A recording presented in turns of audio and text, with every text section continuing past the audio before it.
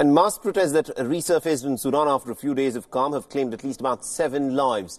The protesters carried out marches once again in a bid to try and build pressure on the ruling military council to pave the way for a democratically elected government. The demonstrators held up banners and chanted "Civilian rule, civilian rule."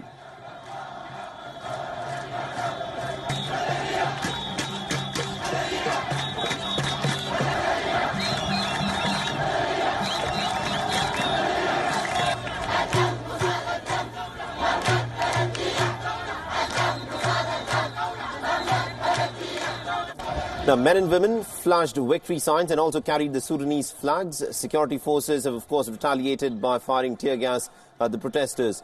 Remember, Khartoum witnessed a heavy deployment of troops before the protesters took to the streets.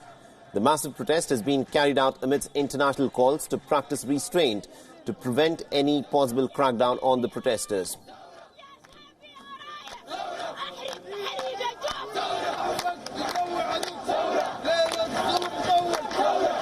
And the Rapid Support Forces Chief General Hamdan Dagalo has warned that he would not tolerate any vandalism at the protest. He said, and I quote him here, "There are vandals, there are people who have an agenda, a hidden agenda.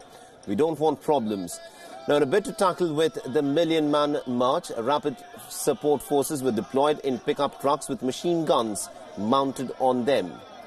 Now, the European Union and several other countries have urged the ruling military generals to avoid any violence.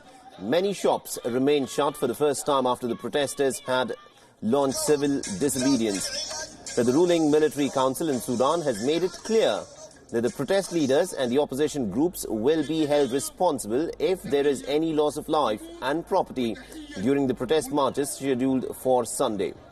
Now, the decision to hold a massive protest march comes after the military and the protesters had failed to reach common ground on a new government plan that's been proposed by Ethiopia. Now, the country had proposed a 15-member government plan with about 8 civilian representatives and 7 military officials.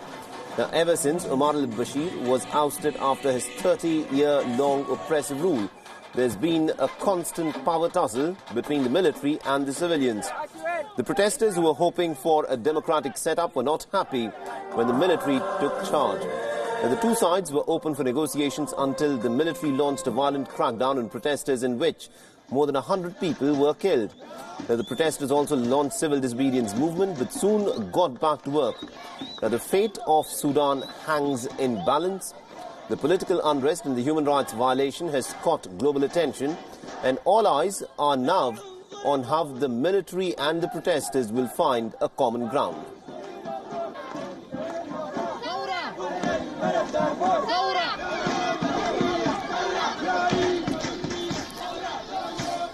All right, let's now shift our attention to Japan, which has resumed whale catching for profit despite international backlash. The 5 ships from the whaling communities around the country have left the port in North Japan's Kushiro. It's been 30 years since the International Whaling Commission had issued a complete ban on commercial whaling. But Japan has, of course, continued hunting whales for so-called scientific purposes.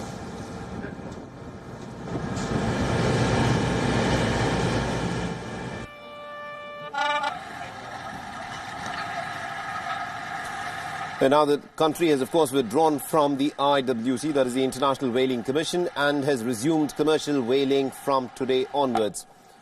Now, Japan has set out its first whaling fleet. The Fisheries Ministry will also start issuing permits starting from today. And this move has not been taken well by environmentalists across the world. So how important is commercial whaling for Japan? Remember, in the year 1960s, Japan had consumed as much as around 20,000 tons of whale meat. Recently, however, the consumption has fallen to just 5,000 tons. According to a report from the International Fund for Animal Welfare, whale meat accounts for a meager 0.1% of Japan's total meat consumption, and only about 300 people are directly involved in commercial whaling.